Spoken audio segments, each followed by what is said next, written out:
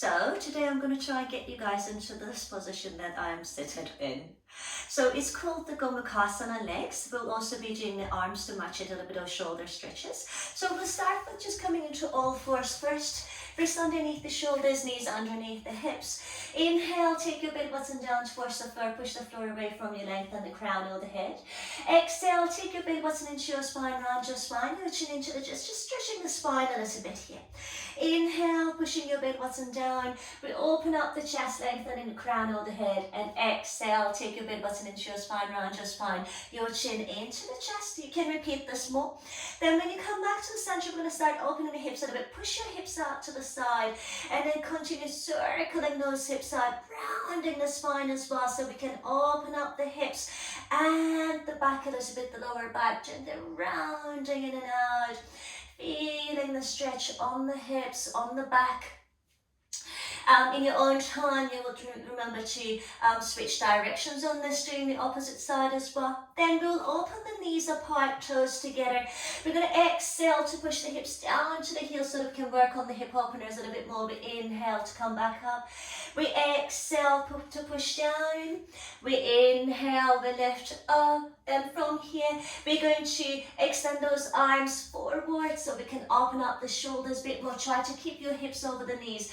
And exhale to push your chest down towards the floor into our extended puppy pose, feeling the shoulders, the back nicely stretching. If that's too much for you, you can bend your elbows and just rest your forehead onto your hands if you want to. Then when you're ready, we're going to come up back to seated. We're going to close the knees in here. Then we're going to take the left knee behind the right knee. We're going to open the toes apart.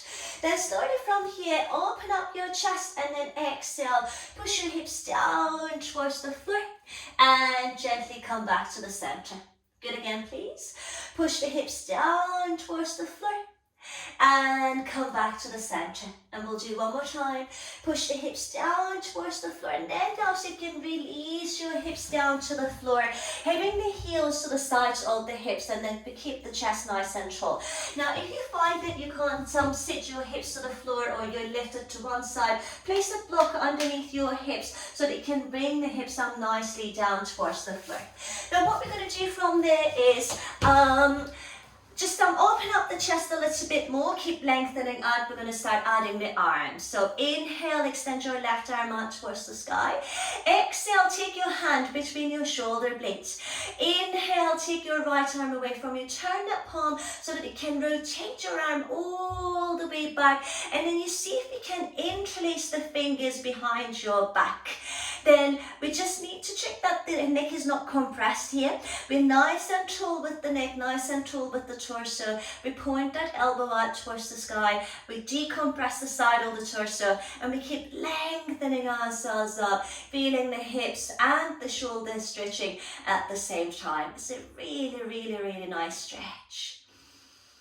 If you can't hold on to your hands, you can hold on to a belt as well to give you a little bit more of an extension.